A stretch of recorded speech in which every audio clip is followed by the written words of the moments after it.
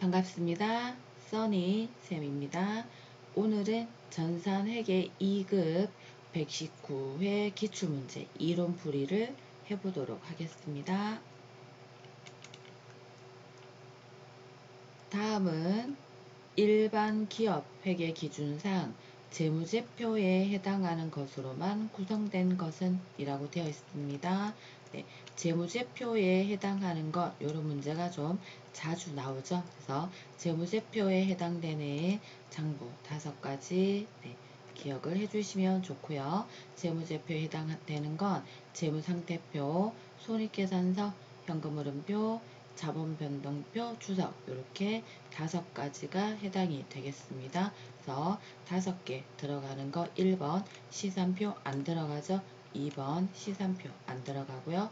4번에 분계장 들어가지 않습니다. 그래서 답이 3번 이렇게 나와지겠네요.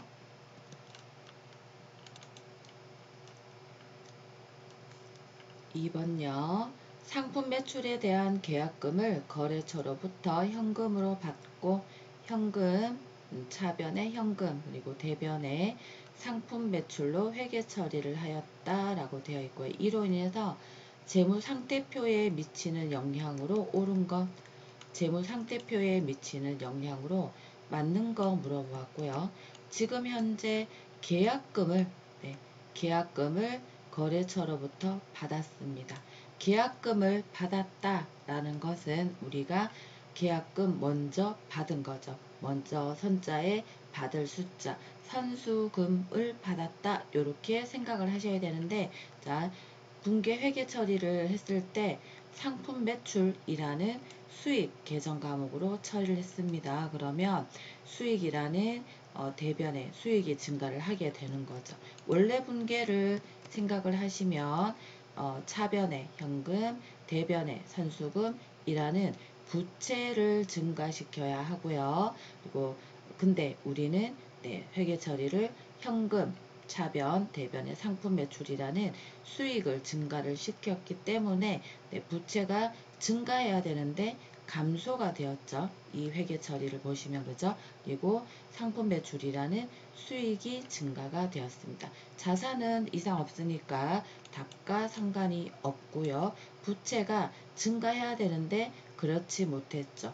과소 처리되었고요. 그래서 부채가 4번에 과소 계상되었다 라는 답이 4번이 답이 되겠습니다.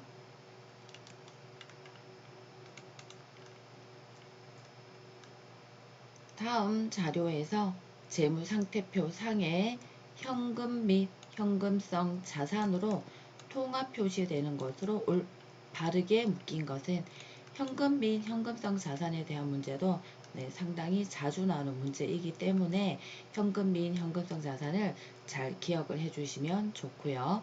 경기은행 발행 자기합수표라고 되어 있습니다. 자기합수표 같은 경우는 현금으로 분류가 되죠. 그러면 기억 들어가시고요. 취득 당시 만기가 3개월 이내인 채권 되겠습니다. 현금 및 현금성 자산은 취득 당시에 만기가 3개월 이내인 채권에 해당이 되죠. 그래서 니은도 해당이 되겠고요. 단기 시세 차익을 목적으로 구입한 주식이라고 되어 있습니다. 단기 시세 차익을 목적으로 구입한 주식 같은 경우는 단기 매매 증권이 되고, 이거 같은 경우는 당좌 자산이 해당이 되겠죠. 현금성으로는 분류가 안 된다라고 보시면 되겠고요. 취득 당시 6개월인 정기예금도 마찬가지로 당좌 자산으로 분류가 되고 현금 및 현금성 자산으로는 분류되지 않는다라고 보시면 답이 1번 기억과 니은 이렇게 보시면 되겠습니다.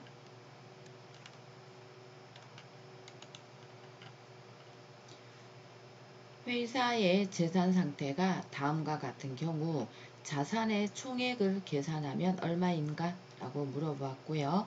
자산 총액을 물어보았습니다. 재무상태표 등식을 살펴보시면 자산은 자본과 부채를 합한 금액을 자산 총액으로 산출할 수가 있는데요. 계정 과목을 보시면 자본금, 자본에 해당되죠. 예수금, 부채에 해당됩니다.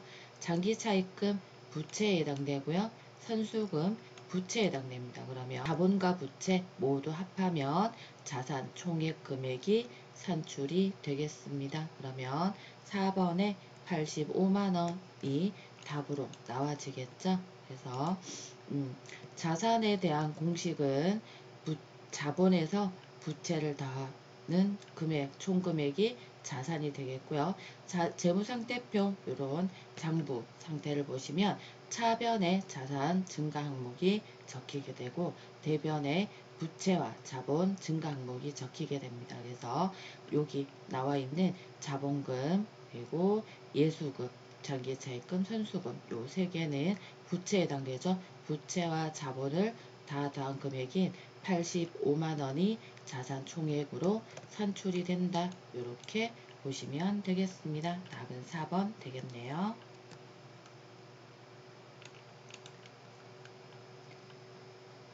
재고자산의 단가 결정 방법 중에 계속해서 물가가 상승하는 상황에서 물가가 상승하고 있습니다. 기말재고 금액이 큰 순서부터 나열한 것을 찾으시오 라고 되어 있고요. 기초재고와 기말재고는 동일하다고 가정을 한다 라고 되어 있습니다. 물가 상승 시에 기말재고 금액과 이익이 크게 이제 산출되는 것부터 순서대로 나열을 하시면 선의선출법, 이동평균법, 총평균법, 후위선출법 이렇게 순서대로 나열을 해주시면 되겠죠. 그래서 물가 상승 시에 이제 크게 큰 순서대로 나열을 해보면 선의, 총후 답은 2번 선의선출법, 이동평균법, 후위선출법 이렇게 산출을 해주시면 되겠습니다.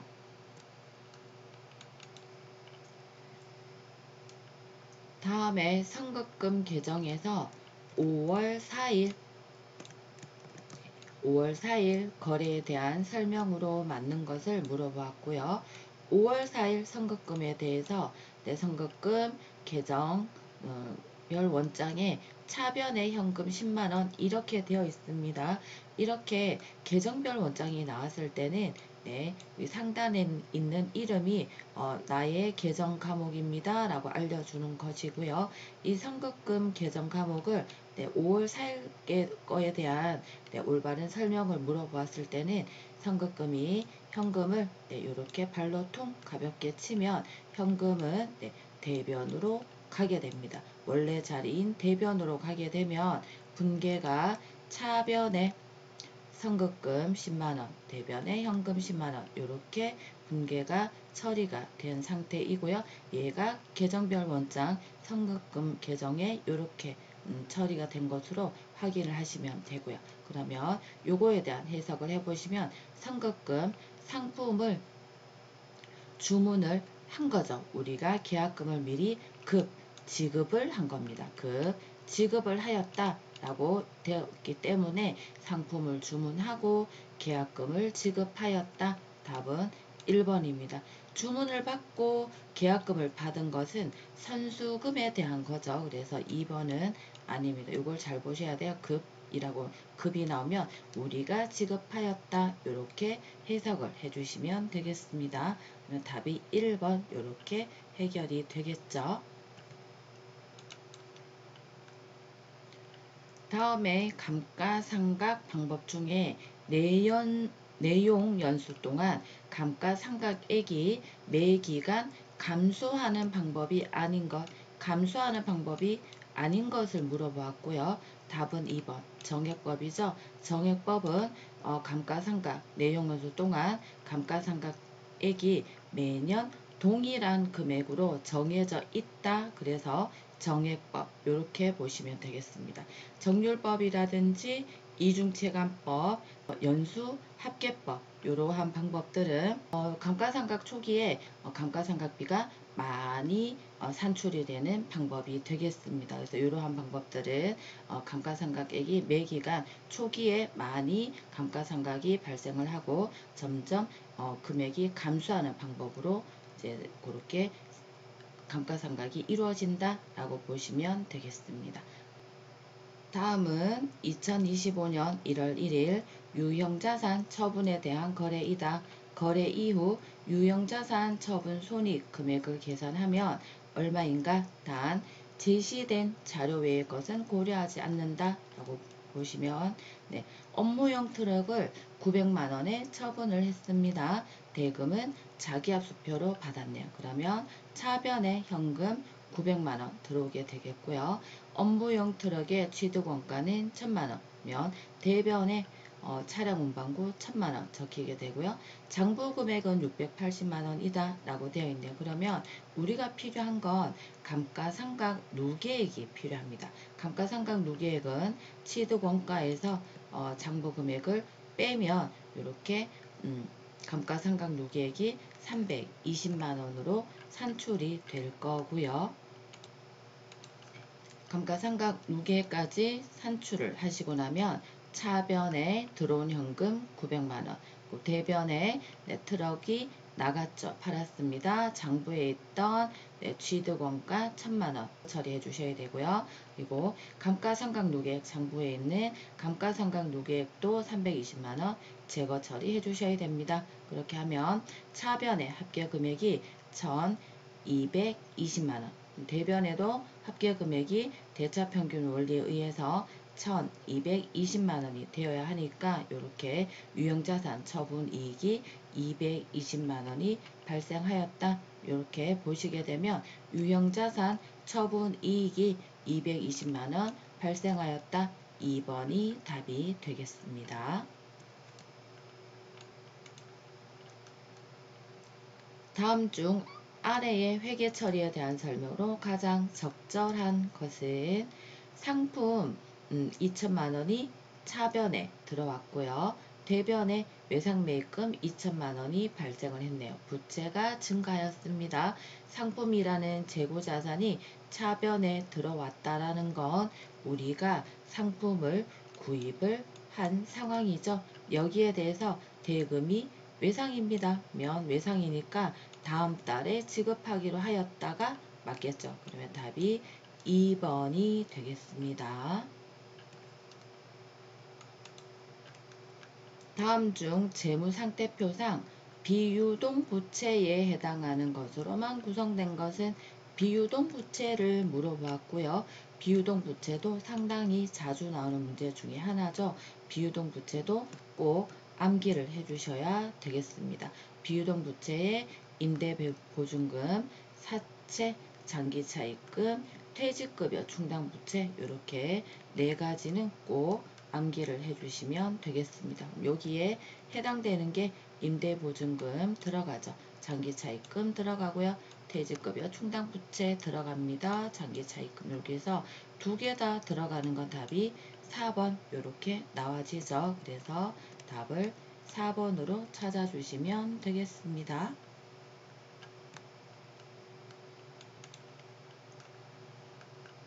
다음은 개인기업인 부산상점의 2월 시산표 중에 일부이다. 기초자본금은 40만원 기초자본금 나와 있고요. 부산상점의 기말 자본금을 계산하면 얼마인가?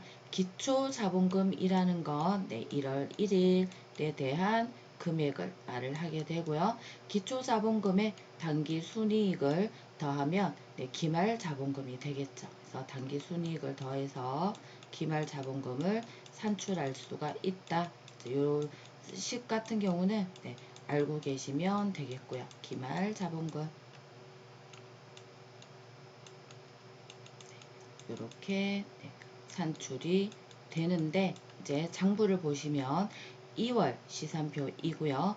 25년 12월 31일입니다. 기말이 되죠. 기말에 2월 시산표라는 건 차기로 넘어가는 장부가 이미 작성이 된 상태입니다. 살펴보시면 차변에 자산이죠. 자산에 대한 합계 금액이 나와 있지 않고요. 대변도 보시면 전체 부채가 얼마인지 나와 있지 않은데 잘 보시면 자본금 50만원이라고 나와 있습니다. 이미 2월 시산표 차기로 넘어가는 장부가 이미 작성이 완료된 상태이기 때문에 이 문제는 생각보다 매우 간단하게 산출이 되고 있습니다. 기말 자본금은 바로 50만원 장부에서 그대로 확인이 되는 문제라고 보시면 되겠고요. 답은 3번 이렇게 나와지겠습니다. 다음에 자료를 이용하여 당기순이익을 계산하면 얼마인가 라고 해서 자료를 보시면 기초자본 나와 있고요.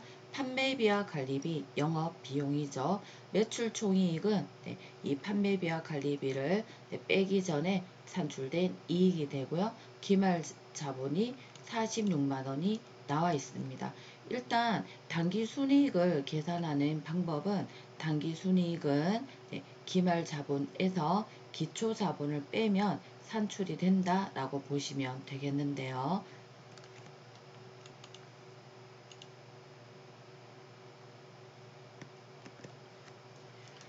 앞서 살펴본 문제에서 기말자본은 기초자본에서 당기순이익을 더하면 기말자본을 구할 수 있다라고 했습니다.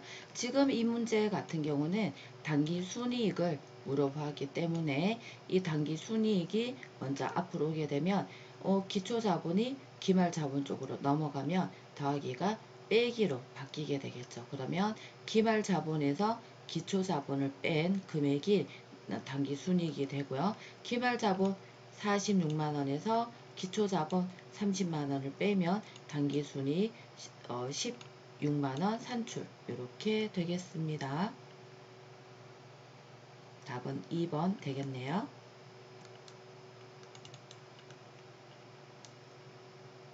다음 중 결산 시에 손익계정으로 마감하는 계정 과목에 해당하지 않는 거 물어봤습니다.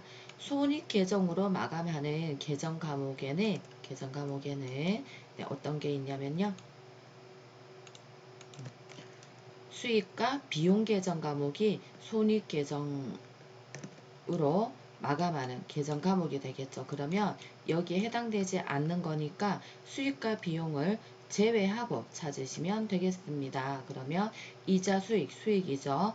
손익계정으로 마감을 하게 되고요. 임차료 같은 경우는 비용입니다. 손익계정으로 마감을 하게 되겠네요.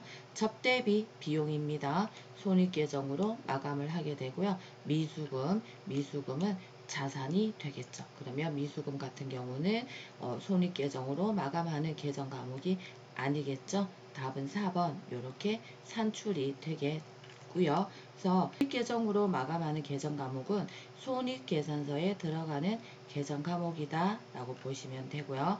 이 손익계정이 아니라 차기로 이월하는 계정 과목 같은 경우는 자산, 부채, 자본은 차기로 이월하는 마감을 한다 라고 이렇게 구분을 해주시면 되겠습니다. 그래서 답이 4번 미수금 되겠네요.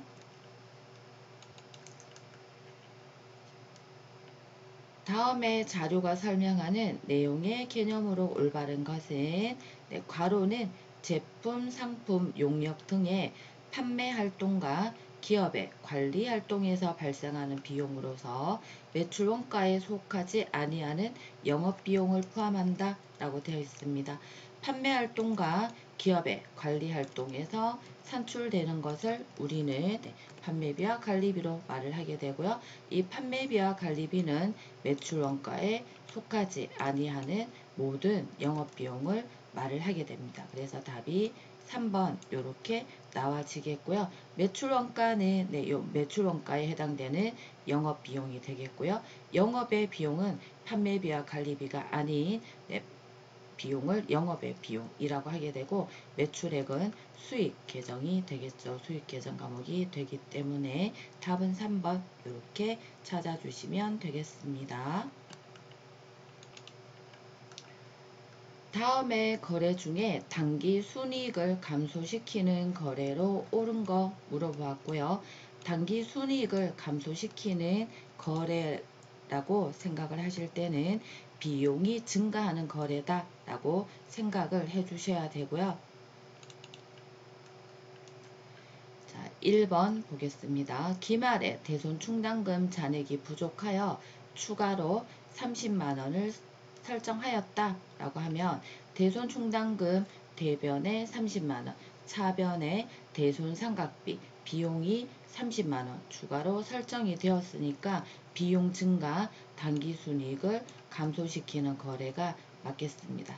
2번에 상품의 대량 구매로 인하여 50만원을 할인받았다 라고 되어 있습니다. 차변에 상품이라는 자산이 들어와지고 대변에 이 매입 할인이 들어가지는 거가 되겠죠. 이 매입 할인에 대한 거는 그 상품을 우리가 지급하는 대금에서 그만큼 할인을 받게 됩니다. 요런 경우에 중개는 외상 매입금 50만원이 매입 할인 50만원만큼 그만큼 우리가 갚아야 되는 금액이 줄어든다 라고 보시면 되고요. 이 매입 할인 같은 경우는 상품 매출 원가, 매출 원가를 보시게 되면요. 기초 상품 재고액에 단기 상품 매입액, 여기 구매니까 매입이죠. 매입한 금액, 요 금액 자체가 매출 원가, 비용이 됩니다. 이 비용에서 매입 환출 및 애누리를 차감을 하고요. 거기에 매입 할인도 차감, 빼지게 되죠. 매출원가 비용에서 매입 할인은 감소가 됩니다. 그러면 비용에서 감소라는 건 당기순이익을 감소시키지 않게 되겠죠. 오히려 당기순이익을 증가시킨다. 이렇게 보시면 얘는 해당되지 않겠죠. 그래서 2번은 틀렸고요. 3번 단기 매매 증권을 처분해서 50만원의 처분이익이 발생하였다. 그러면 단기 매매 증권 차변에 있던 단기 매매 증권이 대변에 줄어들면서 그만큼 우리에게 현금이든 보통 예금이든 자산이 들어오면서 이 이익이 발생했습니다. 단기 매매 증권 처분 이익이라는 건 수익 계정 과목을 증가시키는 거래가 되기 때문에 단기 순이익을 증가시키는 거래가 되겠죠. 그래서 3번도 틀리게 되겠고요. 4번에 장부가액이 1,000원인 기계장치가 화재로 인해서 기계장치 자산이 감소하는 거래가 되겠고요. 그만큼 보험금 수익이라는 수익 계정 과목이 증가를 하게 되겠습니다. 보험금이 들어오는 것만큼 우리에게는 현금이든 뭐 이렇게 보통 예금이든 자산이 증가를 하게 되고 요 단기 순이익과 관련된 거는 보험금 수익이 들어오는 발생하는 거래가 되니까 단기 순이익이 증가하는 거래로 인식을 하시면 되겠죠. 그러면 답은 비용 증가가 해당되는 답은 1번 대손 상각비 비용이 발생하는 30만원 요 거래가 단기 순이익을 감소시키는 거래이다. 이렇게 봐주시면 되겠습니다. 119회 전산회계 2급 이론풀이를 마치도록 하겠습니다. 열공하셔서 다음에는 꼭 합격하시기를 기원하겠습니다. 화이팅입니다.